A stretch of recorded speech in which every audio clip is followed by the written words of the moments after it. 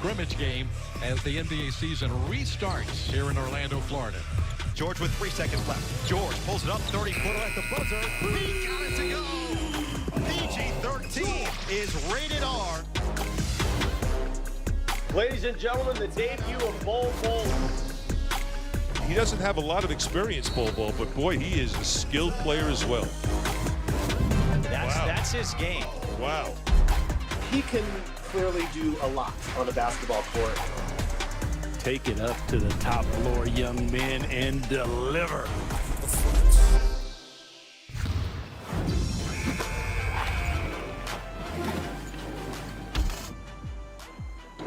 They're back, finally. Welcome to The Jump. I'm Rachel Nichols inside the NBA bubble here at Walt Disney World. I'm joined by six-time champion Scottie Pippen from his home in Southern California. You can see the beautiful pool behind him, and the Hall of Famer who has his empire in Texas, Tracy McGrady. And T-Mac, that empire is getting bigger. You recently announced via the New York Times that you and Jermaine O'Neal are launching a sports agency. So clear it up for the people. Are you going to be an agent? Are you going to oversee agents? What motivated you and J.O. to join up in this venture?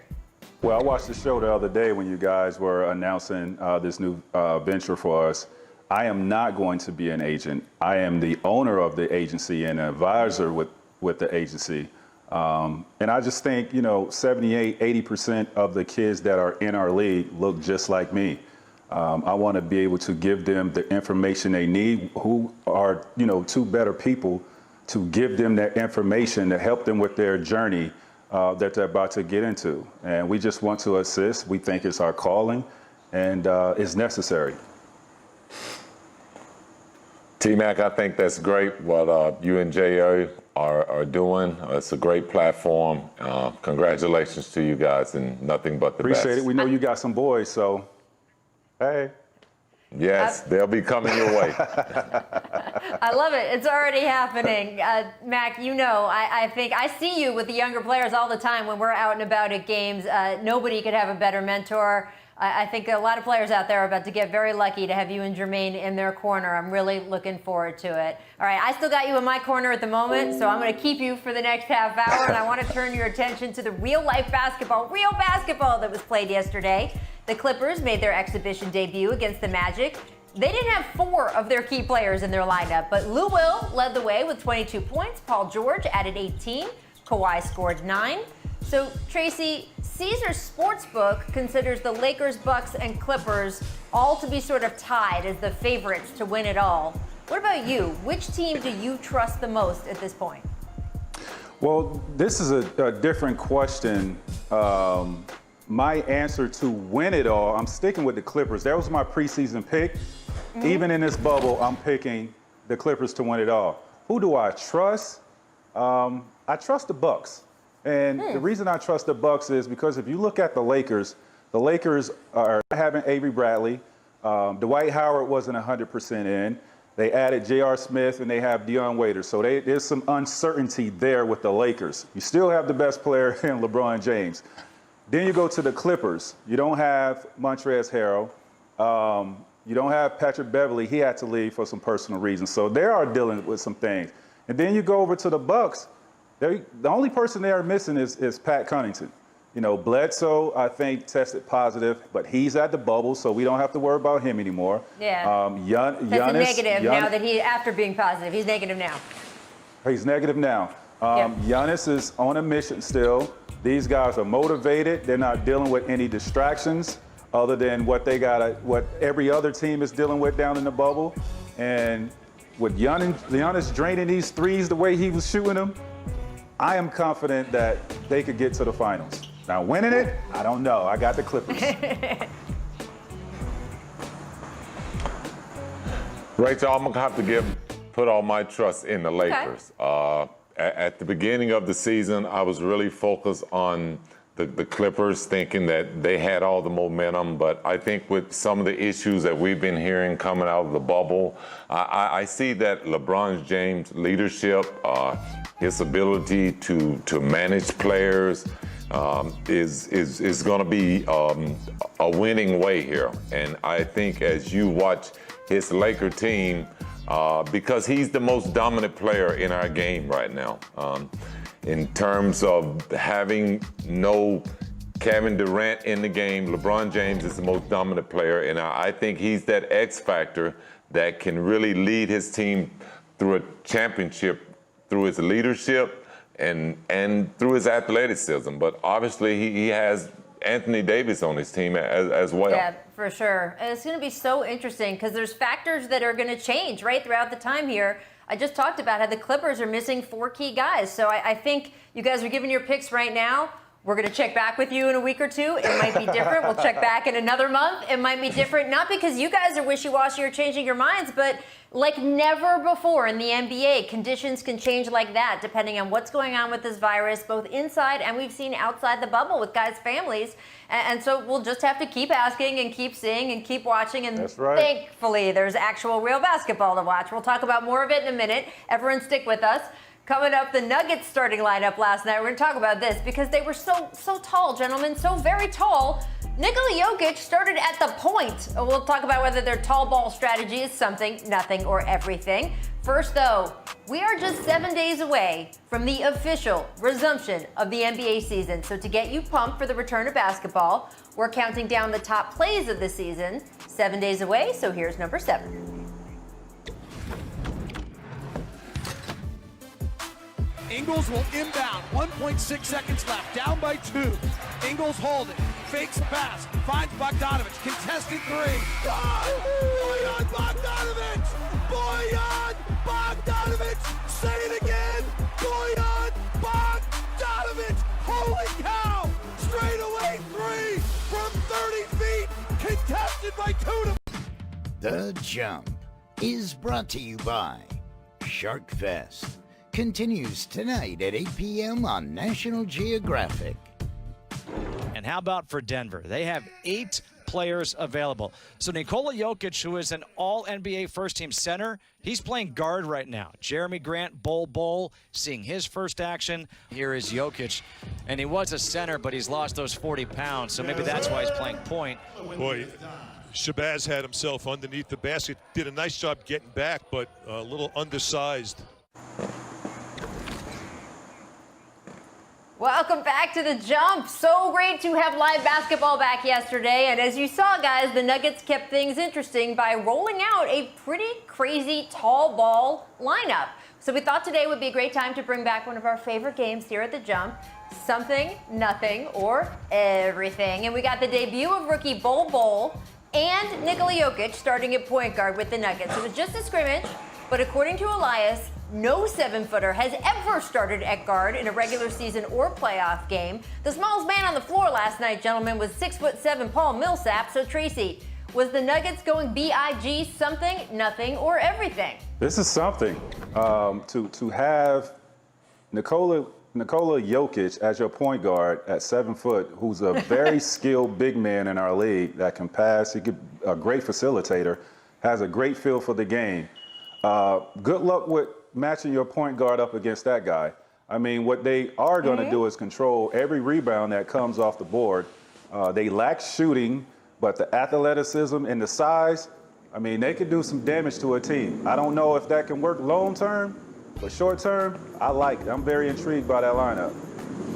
Come on, T-Mac. You got to be kidding me. This is really nothing. I mean, Jokic, he's been playing the point guard position pretty much his whole career for the Nuggets. I mean, we've seen this guy at the top of the floor, so he's very comfortable. I mean, they're just really playing with the cards that they've been dealt. And with them having injuries to Harris and guys of that nature, then they have to fill in with some bigger players. And that's what we're seeing. But this is a small ball game, so don't expect this to last. I mean, certainly not every game, but it's interesting, and I'd love to see this Denver lineup go up against Houston's small ball, micro ball lineup. That would be a sight to see. We'll see if we get that here in Orlando. I want to move on to the just feel of the whole game, because the NBA went to great lengths to create atmosphere around these games, even though there were no fans.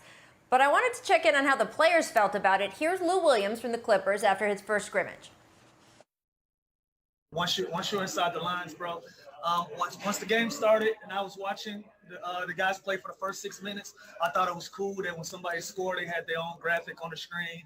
I heard the defensive chants, but once I actually was on the floor, I didn't hear it, I didn't see it, I didn't feel it. I was locked into the game, and so I don't know who that experience is for because there's no fans in the arena, but it definitely wasn't for us. So, Scottie, was the league pumping in fake crowd noise last night and doing all the stuff? Something, nothing, or everything? I think it's nothing. I mean, Rachel, when I played in the game, it was really all about having roadkill.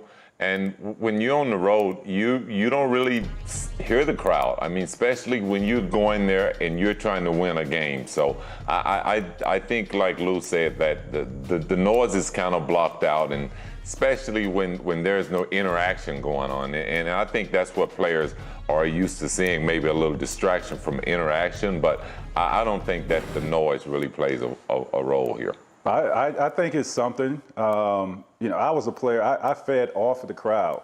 Yes, I was locked into, the game, the execution of our game plan. But I also love being on the road, and you got 20 screaming, 20,000 fans screaming at you, and I love to shut them up. So I hear that noise. I'm a player that loves to just have 20,000 people shut up by making a key basket in the game. They're not going to get that down there. So I think it'll help. I don't know how much with them pumping the crowd noise through the speakers, but I doubt those guys are paying any attention to that since there's no physical fans. I'm curious if we're going to get fake crowd noise heckling. No word yet on whether the NBA is going to go that far. But I know some guys feed off that too, right? Patrick Beverley loves that when the crowd gets into it with him. So maybe, I don't know, maybe the Clippers want to pipe that in themselves. I have no idea. We'll wait and see. I want to move on to the Pelicans because they had a dominant performance against the shorthanded Nets yesterday. By the way, that is the official new team named for Brooklyn, the shorthanded Nets. Zion Williamson still away from the bubble, dealing with a family medical emergency. He says he does intend to return, but in the meantime, T-Mac, is the Pelicans playing this well without Zion? Something, nothing, or everything? This is nothing. I mean, we are talking about a young team, but they have good leadership in Drew Holiday and J.J. Redick. Also, they have an all-star in Brandon Ingram. And, to me, I think, in my opinion, Drew Holiday is underrated. He is an all-star. So they have a great deal of talent. Lonzo Ball is having his best season. I'm not surprised that they're playing this way without him because of the additions that they made through that trade of Anthony Davis. But once they get him back, man, this team is going to be extremely dangerous. He makes them a complete team. It makes the game a lot easier for Brandon Ingram and Lonzo Ball and those guys. So this is nothing to me. I'm not surprised that they're playing that well.